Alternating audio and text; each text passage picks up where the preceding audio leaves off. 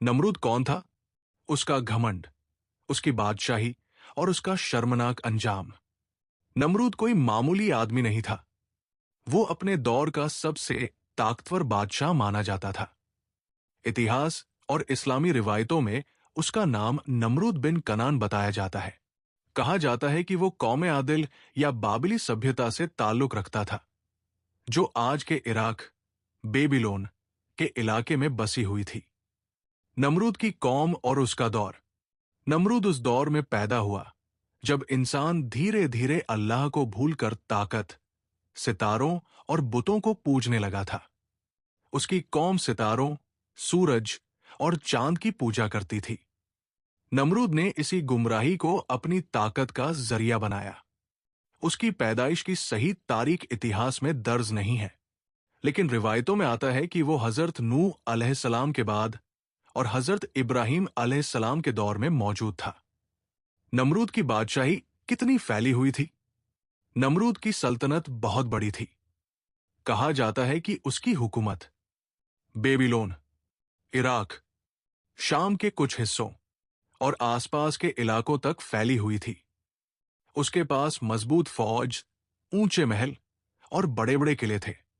उसने अपने शहरों में ऐसे महल बनवाए जिनकी ऊंचाई देखकर लोग दंग रह जाते थे।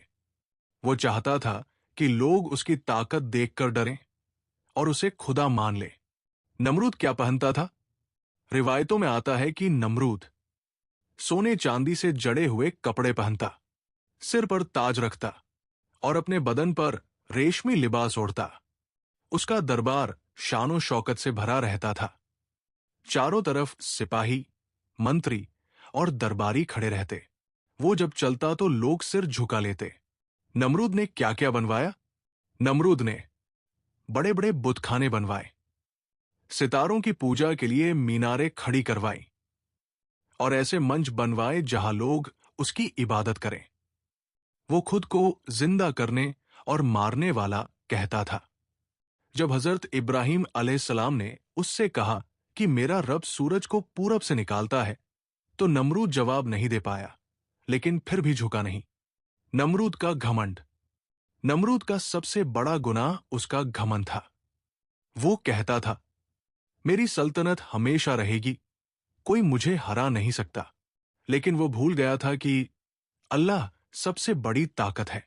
नमरूद पर अल्लाह का अजाब। अल्लाह ताला ने नमरूद और उसकी कौम पर एक ऐसा अजाब भेजा जिसकी किसी ने कल्पना नहीं की थी।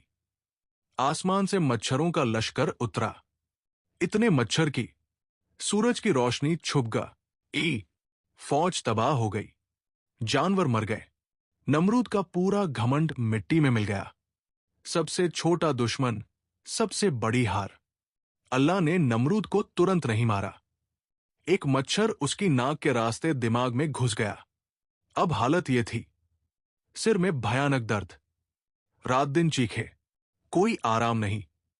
वो अपने नौकरों से कहता, मेरे सिर पर जूते मारो, शायद दर्द कम हो जाए। जिस बादशाह के सामने लोग कांपते थे, वो अब जूतों की मार मांग रहा था। नमरूद की मौत। नमरूद की मौत की सही तारीख भी इतिहास में तय नहीं है, लेकिन रिवायतों में आता है कि वो कई साल तक इसी अजाब में तड़पता रहा और आखिरकार जिल्लत की मौत मरा। न कोई उसकी फौज बचा सकी, न महल, न ताज। अंजाम और सबक। नमरूद का अंजाम यह साबित करता है कि अल्लाह के सामने कोई बादशाह बड़ा नहीं। घमंड इंसान को तबाह कर देता है। हक से लड़ने वाला आखिरकार हारता है।